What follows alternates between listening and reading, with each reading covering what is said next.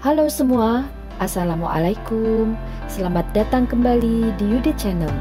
Materi pembelajaran IPS kelas 8 Bab 3 kita hari ini adalah tentang keunggulan dan keterbatasan antar ruang dalam permintaan, penawaran, dan teknologi. Pada saat kalian kelas 7, kalian telah mempelajari tentang kebutuhan manusia, yaitu tentang pengertian, jenis, jumlah, dan kualitasnya. Sangat mudah dipahami bahwa setiap orang membutuhkan barang dengan jenis, jumlah, dan kualitas yang berbeda. Tujuan dari pembelajaran kali ini adalah sebagai berikut.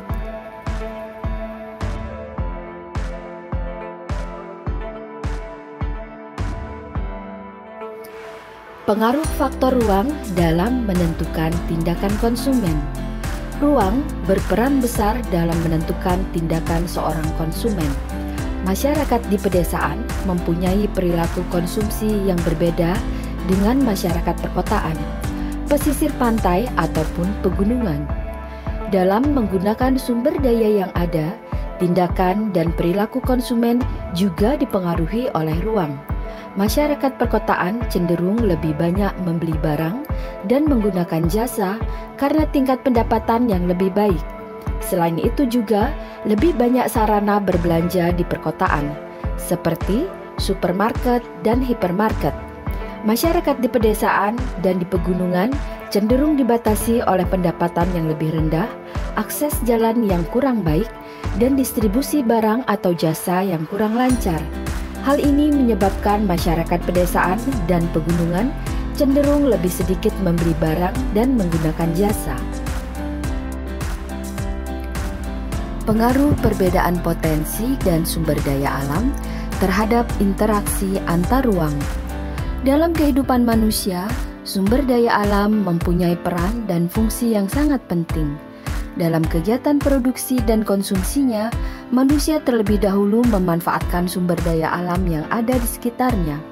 Tanpa tersedianya sumber daya alam di sekitar mereka, sebuah komunitas masyarakat akan sulit berkembang.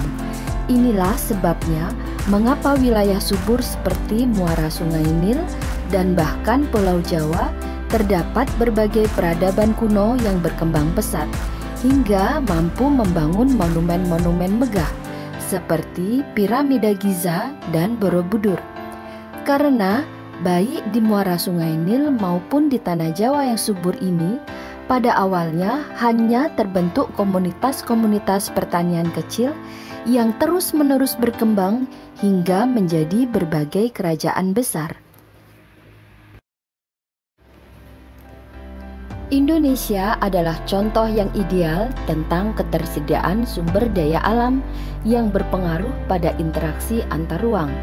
Negara kita memiliki lautan luas dan ribuan pulau, curah hujan yang tinggi, matahari yang bersinar terik sepanjang tahun, dan keberadaan gunung api membuat Indonesia menjadi sangat subur. Garis pantai yang panjang dan iklim tropis memberikan potensi perikanan yang luar biasa bagi Indonesia. Rumput laut menjadi potensi bahan pangan dan bahan baku industri.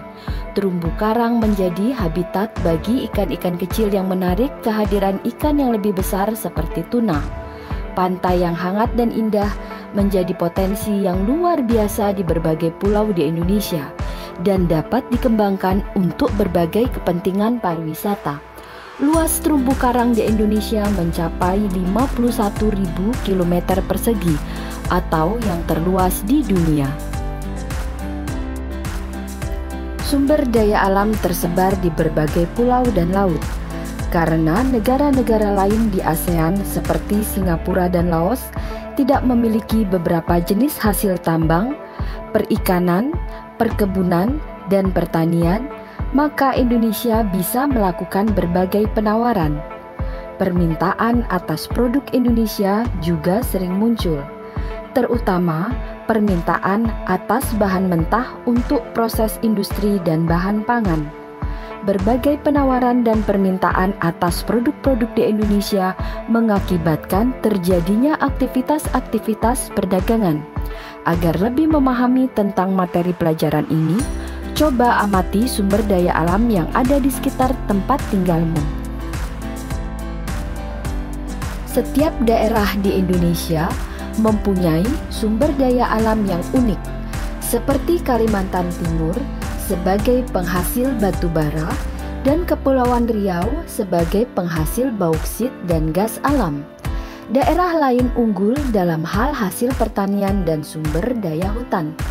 Misalnya, Riau sebagai penghasil utama kelapa sawit dan Jawa Tengah sebagai penghasil terbesar beras dan ikan. Keragaman sumber daya alam ini diakibatkan juga oleh perbedaan geografi. Banyaknya gunung api dan tingginya curah hujan membuat Pulau Jawa tepat untuk menanam padi.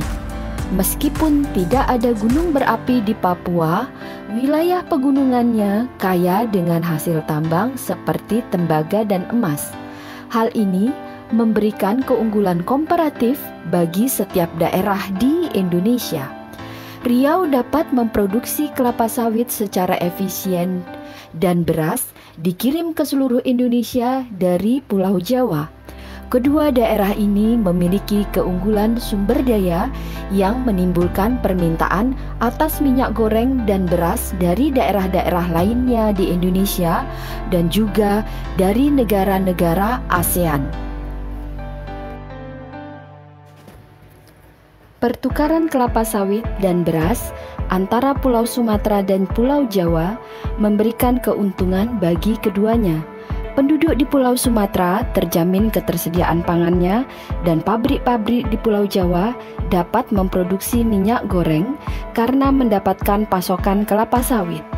Untuk meningkatkan nilai dari suatu produk, bahan mentah diubah menjadi barang setengah jadi dan barang jadi mulai proses industri.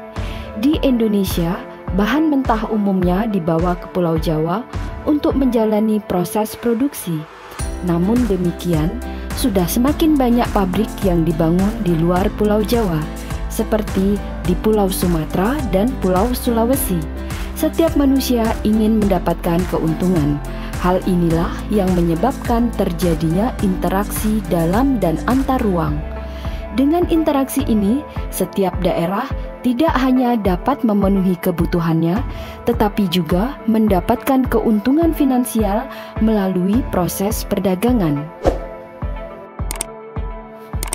Demikian pembelajaran kita kali ini. Sampai bertemu lagi. Wassalamualaikum.